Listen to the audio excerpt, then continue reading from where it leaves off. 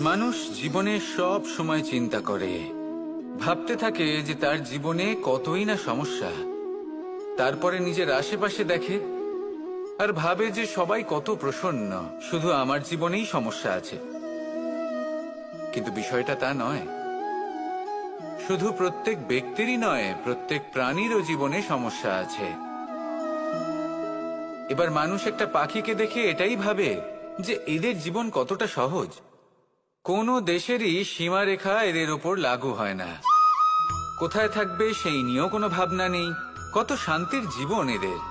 তারপর সে একটা পিঁপড়েকে দেখে আর এটা ভাবে কি অসাধারণ, এদের তো সারা জীবনই মাটির উপরেই অতিবাহিত হয়, খাবারটাও মাটিতেই পেয়ে যায়। কি শান্তির জীবন এদের। কিন্তু যখন কোনো ঝড় আসে তখন সবার আগে সেই পাখির বাসাটাই ঝড়ে ভেঙে যায়।